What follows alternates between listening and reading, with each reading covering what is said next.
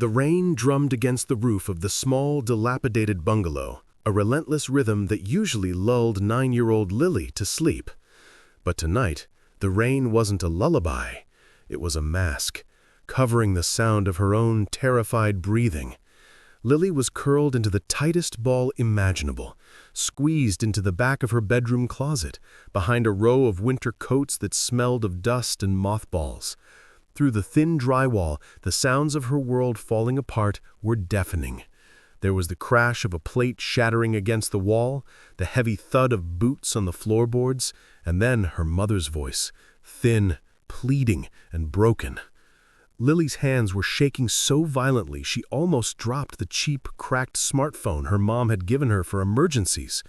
The screen was the only light in the suffocating darkness of the closet, illuminating her tear-streaked face and wide, panic-stricken eyes. She needed help. She needed to tell someone. Her thumbs hovered over the keypad. She meant to text her uncle, the only person she knew who was big enough to stop Gary, her stepfather. But her vision was blurry with tears, and the numbers swam before her eyes. She hastily typed the digits, her heart hammering against her ribs like a trapped bird. "He broke Mom's arm. He's hurting her. Please help." She hit send. The little swoosh sound of the message going through felt like a gunshot in the silence of the closet. She squeezed her eyes shut, praying the phone wouldn't ring and give away her hiding spot.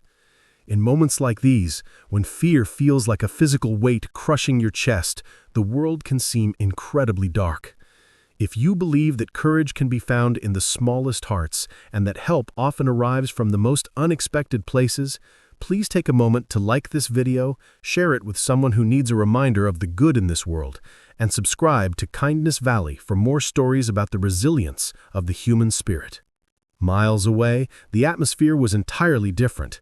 The interior of the Rusty Sprocket Bar was filled with the haze of cigarette smoke and the low hum of classic rock. Jack sat at the corner booth, nursing a black coffee. At 55, Jack looked like a man made of granite and leather. He wore a cut-off denim vest over a black hoodie, patches reading Iron Guardians stitched across the back. His beard was gray, his arms covered in tattoos that told stories of a life lived hard and fast. He was staring at the rain streaking the window, thinking about his own daughter, Sarah, who he hadn't spoken to in 5 years, a wound that time refused to heal. His phone buzzed on the sticky table. Jack frowned. Nobody texted him this late unless it was trouble. He picked up the device, squinting at the unknown number. When he read the words, his blood ran cold. "He broke Mom's arm. He's hurting her. Please help." For a second, Jack thought it was a wrong number prank, but something about the phrasing, the raw desperation of it, punched him in the gut. He looked at the time. 11:42 p.m. He didn't hesitate. His thick fingers flew across the screen. "I'm on my way. Who is this? Send me your address, now." Back in the closet, Lily watched the 3 dots dance on the screen. A stranger. She had texted a stranger. Panic flared hot in her throat, but then she heard Gary's voice, closer now, right outside her bedroom door. "Lily, I know you're in there." She didn't have a choice. With trembling fingers, she typed her address. Then she added, "Please hurry, I'm scared." Jack stood up so abruptly his chair screeched against the floor, silencing the nearby conversations. He didn't just walk out, he marched to the center of the room. "Boys," his voice was a low growl that cut through the music. "We got a situation." Within 2 minutes, the parking lot was a symphony of thunder. 12 massive motorcycles roared to life, their headlights cutting through the sheets of rain like sabers of light. Jack took the lead, his jaw set in a line of grim determination. He didn't know this little girl, but tonight she was his daughter. Tonight he had a chance to be the protector he had failed to be in his past. As they tore down the highway, the wet pavement blurring beneath them, you have to wonder, what drives a stranger to risk everything for someone they've never met? Is it redemption? Or is it the simple, undeniable instinct that says, we must look out for one another? Back at the house, time had run out. The closet door was ripped open. Light flooded in, blinding Lily. Gary stood there swaying, his face twisted in rage. "Hiding?" he sneered, reaching in to grab her by the arm. Lily screamed, kicking out, but she was small, and he was huge. He dragged her out into the hallway where her mother lay sobbing on the floor, cradling her arm which hung at an unnatural angle. "Stop it! Please, Gary, stop!" her mother begged, trying to rise, but the pain forced her back down. "She needs to learn respect," Gary shouted, raising his hand. And then the world outside exploded. It wasn't just a sound, it was a vibration that rattled the picture frames on the walls. The low, guttural roar of a dozen high-powered engines filled the driveway, drowning out the rain, drowning out Gary's shouting. Beams of intense white light flooded through the front window, illuminating the living room with an eerie, blinding brightness. Gary froze, his hands suspended in the air. The sudden shift from domestic terror to this overwhelming mechanical presence was jarring. The engines cut, one by one, leaving a heavy, menacing silence. Then the heavy thud of boots on the porch steps. Not one pair, many. The front door, which Gary had forgotten to lock in his rage, didn't just open, it was pushed wide by a gloved hand. Jack stepped into the threshold, rain dripping from his helmet. He didn't say a word. He just removed his helmet, revealing his scarred face and eyes that burned with a cold, righteous fury. Behind him stood 11 other men, a wall of leather, denim, and muscle. They filled the doorway, blocking out the night. Gary released Lily's arm, stepping back, his bravado evaporating instantly. Who are you? This is a private house. Get out!"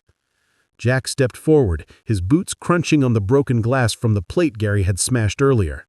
He looked at the sobbing woman on the floor, at her broken arm. Then he looked at Lily, who was trembling by the wall, clutching her phone. "You Lily?" Jack asked, his voice surprisingly soft. Lily nodded, tears streaming down her face. Jack turned his gaze to Gary. The softness vanished. "You seem to have a problem with breaking things," Jack said lowly and dangerously. "My friends and I, we don't like bullies, and we really don't like men who hurt women and kids." Gary backed up until he hit the TV stand. "I'm calling the cops!" "Already did," Jack said calmly. "They're 5 minutes out. We're just the waiting committee, and let me tell you, it's going to be a very long 5 minutes for you." The bikers didn't touch him. They didn't have to. They simply formed a semicircle around Lily and her mom, a living shield of protection. One of the riders, a younger man named Mike, took off his leather jacket and gently draped it over Lily's mother. Another handed Lily a clean handkerchief. For the first time in years, the house didn't feel like a prison. It felt like a fortress. Lily looked up at Jack, this giant stranger who had ridden through a storm because she typed a wrong number. He winked at her. "You did good, kid. You're safe now." When the police arrived, they found Gary cowering in the corner, watched over by 12 bikers who were calmly drinking coffee that Lily's mom had managed to direct them to. When the ambulance arrived to take Lily's mom to the hospital, Jack walked Lily to the door. The rain had stopped, the clouds were breaking, revealing a sliver of moonlight. "Thank you," Lily whispered, clutching the jacket Mike had left for them. "I thought nobody was coming." Jack crouched down so he was eye level with her. "Someone is always coming, Lily. You just gotta be brave enough to call out." He reached into his pocket and pulled out a small tin, a silver wing. He pressed it into her hand. "If you ever feel scared again, you look at that. You're part of the crew now. The Iron Guardians don't leave their own behind." As Jack and his crew mounted their bikes and rumbled away into the night, trailing red tail lights like fireflies, Lily squeezed the silver wing tight. She realized that family isn't just the people you were born with. Sometimes it's the people who show up when the rest of the world is dark. It's a reminder to us all here at Kindness Valley. We never know when a simple act, a wrong number, or a moment of intuition can save a life. If this story touched your heart, remember to share it.